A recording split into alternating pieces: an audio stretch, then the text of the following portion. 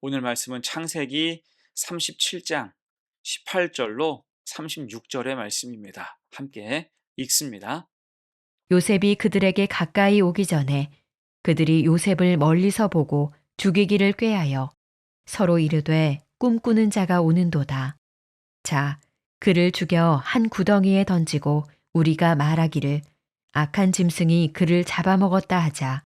그의 꿈이 어떻게 되는지를 우리가 볼 것이니라 하는지라. 르우벤이 듣고 요셉을 그들의 손에서 구원하려 하여 이르되 우리가 그의 생명은 해치지 말자. 르우벤이 또 그들에게 이르되 피를 흘리지 말라. 그를 광야 그 구덩이에 던지고 손을 그에게 대지 말라 하니 이는 그가 요셉을 그들의 손에서 구출하여 그의 아버지에게로 돌려보내려 함이었더라. 요셉이 형들에게 이르매 그의 형들이 요셉의 옷 곧 그가 입은 채색 옷을 벗기고 그를 잡아 구덩이에 던지니 그 구덩이는 빈 것이라 그 속에 물이 없었더라. 그들이 앉아 음식을 먹다가 눈을 들어본즉 한 무리의 이스마엘 사람들이 길르앗에서 오는데 그 낙타들의 향품과 유향과 모략을 싣고 애굽으로 내려가는지라. 유다가 자기 형제에게 이르되 우리가 우리 동생을 죽이고 그의 피를 덮어둔들 무엇이 유익할까? 자, 그를 이스마엘 사람들에게 팔고 그에게 우리 손을 대지 말자. 그는 우리의 동생이요 우리의 혈육이니라 하매 그의 형제들이 청종하였더라. 그때에 미디안 사람 상인들이 지나가고 있는지라 형들이 요셉을 구덩이에서 끌어올리고 은 20에 그를 이스마엘 사람들에게 팔매 그 상인들이 요셉을 데리고 애굽으로 갔더라. 르우벤이 돌아와 구덩이에 이르러 본즉 거기 요셉이 없는지라 옷을 찢고 아우들에게로 되돌아와서 이르되 아이가 없도다. 나는 어디로 갈까? 그들이 요셉의 옷을 가져다가 순념소를 죽여 그 옷을 피에 적시고 그의 채색 옷을 보내어 그의 아버지에게로 가지고 가서 이르기를 우리가 이것을 발견하였으니 아버지 아들의 옷인가 보소서 하매 아버지가 그것을 알아보고 이르되 내 아들의 옷이라 악한 짐승이 그를 잡아먹었도다. 요셉이 분명히 찢겼도다 하고 자기 옷을 찢고 굵은 배로 허리를 묶고 오래도록 그의 아들을 위하여 애통하니 그의 모든 자녀가 위로하되 그가 그 위로를 받지 아니하여 이르되 내가 슬퍼하며 스올로 내려가 아들에게로 가리라 하고 그의 아버지가 그를 위하여 울었더라. 그 미디안 사람들은 그를 애굽에서 바로의 신하 친위대장 보디발에게 팔았더라. 막을 수 없는 꿈이란 제목으로 말씀 증거합니다. 어제 우리는 야곱 일가의 겉과 속을 봤습니다.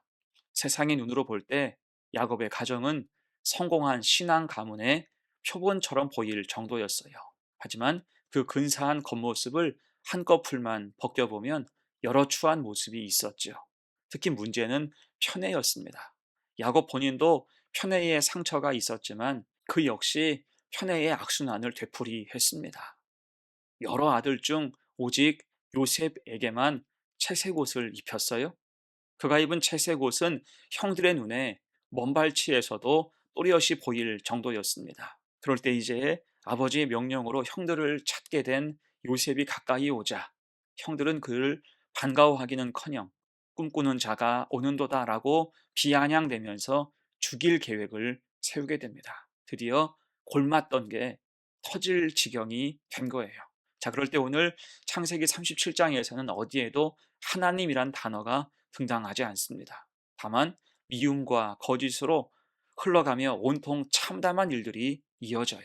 이 우리가 기억할 교훈이 무엇일까? 두 가지로 생각해 봅니다. 첫 번째, 인간의 악의로는 하나님 뜻을 막을 수 없다는 것입니다.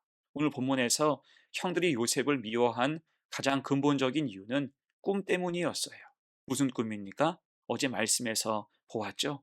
요셉이 꾼 첫 번째 꿈에서는 밭에서 곡식단을 묶을 때 형들의 단이 요셉의 단을 향해 절했고, 두 번째 꿈에서는 해와 달과 열한 별이 요셉에게 절을 했다라는 것입니다. 이것은 요셉이 지어낸 얘기가 아니었어요.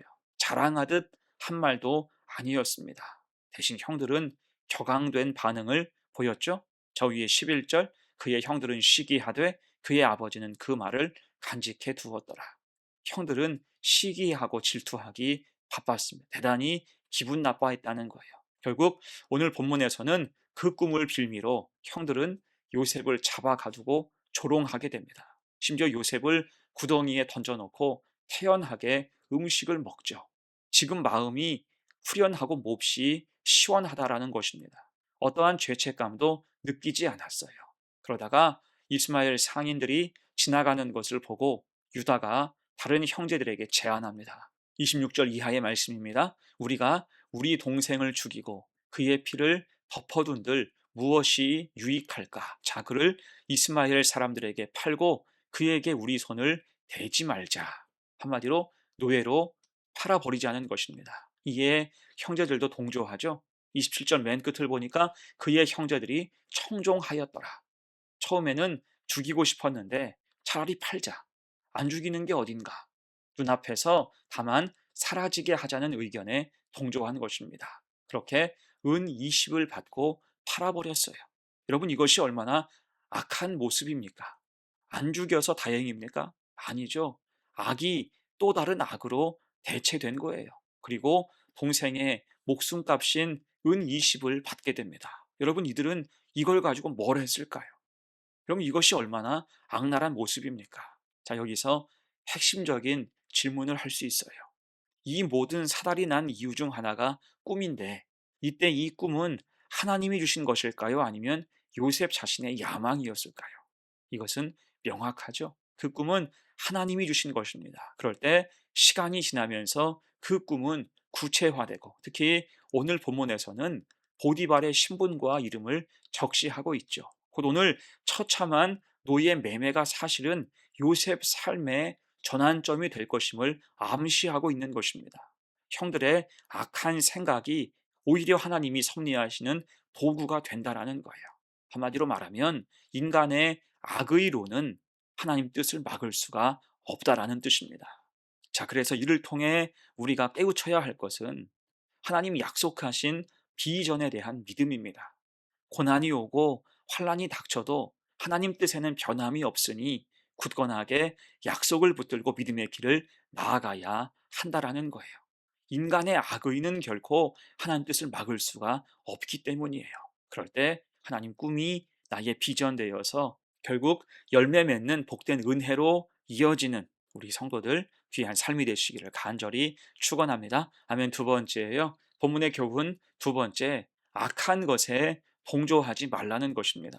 오늘 형들은 멀리서 오는 요셉을 보고 죽이고자 하는 마음이 컸습니다. 앞뒤 분간 없이 혈기로만 가득했죠.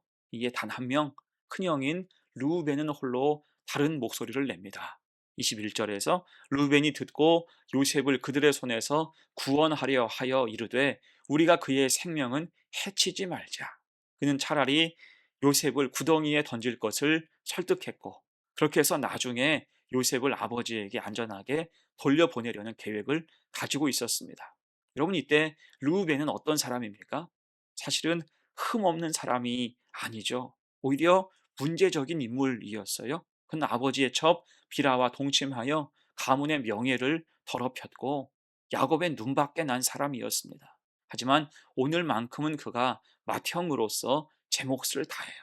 동생들을 말리고 더 큰 악을 차단한 것입니다. 다만 잠깐 방심하고 자리를 비웠을 때 형제들은 요셉을 이스마엘 상인들에게 팔아버렸죠. 이를 알고 르우벤은 돌아와서 자기 옷을 찢으면서 아이가 없도다. 나는 어디로 갈까라고 하며 한탄을 합니다. 깊은 자책이며 르우벤은 이 일로 평생을 괴로워하게 돼요. 하지만 다른 형제들은 어떻습니까? 아마도 형의 입을 막고 반협박식으로 함구할 것을 종용했을 거예요. 그러면서 늙은 아버지를 능숙하게 속이죠. 31절, 32절 그들이 요셉의 옷을 가져다가 순념소를 죽여 그 옷을 피에 적시고 그의 채색 옷을 보내어 그의 아버지에게로 가지고 가서 이르기를 우리가 이것을 발견하였으니 아버지 아들의 옷인가 보소서. 여기서 요셉을 칭하여서 아버지 아들이라고 말하고 있죠. 요셉을 자기 형제로 인정하지 않으려는 냉혹한 마음이 그 속에 담겨 있습니다. 어떻습니까? 정말 악한 모습이 가득해요. 이런 모습들을 바라볼 때 오늘 르우벤이 제일 낫습니다. 물론 르우벤의 평소 행실에 문제가 있었고 이 일에 대해서도 앞서서 진실을 밝히진 않았지만 적어도 그는 이 악한 일에 전면에는 나서지 않았어요. 대신 가슴에 묻고 자책과 부채의식으로 이후의 삶을 살았을 것입니다. 나중에 창세기 42장을 보면 야곱의 아들들이 요셉의 존재를 모른 채 애굽에서 공경에 처하죠. 그때 르우벤이 형제들에게 이렇게 말합니다. 내가 너희에게 그 아이에 대하여 죄를 지지 말라고 하지 아니하였더냐. 그래도 너희가 듣지 아니하였느니라. 그러므로 그의 피값을 치르게 되었도다. 가슴 깊이 부채의식이 가득했었다는 거예요. 자, 그러니까 르우벤이 조금 낫다고 볼 수가 있죠. 여러분, 이에 우리는 악한 것에 동조하지 말아야 할 것입니다. 바울이 디모데후서 3장에서 이렇게 말해요. 악한 사람들과 속이는 자들은 더욱 악하여져서 속이기도 하고 속기도 하나니 그러나 너는 배우고 확신한 일에 거하라. 아멘. 성도는 믿음의 바른 길을 가야 한다는 것입니다. 이를 기억해서 결코 우리는 악한 흐름에 동조하지 말아야 돼요. 주변에 압박이 있고 다수의 목소리가 클지라도 믿음의 사람은 그 자리에서 기꺼이 다른 목소리를 낼 수가 있어야 한다는 것입니다. 곧 오늘 르우벤보다 조금 더 용기를 내야 한다라는 그러한 뜻이에요. 의를 드러내고 지키기 위해서는 믿음의 담대함이 필요한 것입니다. 그래서 이후 우리는 자책과 부채 의식이 아니라 믿음의 당당함을 가지고 살아가는 거룩한 성도가 되시기를 축원합니다. 이제 말씀을 마무리합니다. 오늘 우리는 두 가지를 기억해야 돼요. 먼저는 인간의 악의로는 하나님 뜻을 막을 수 없다는 겁니다. 요셉을 팔아버린 그 아픈 순간이 사실은 하나님 섭리가 시작된 출발점이 되었어요.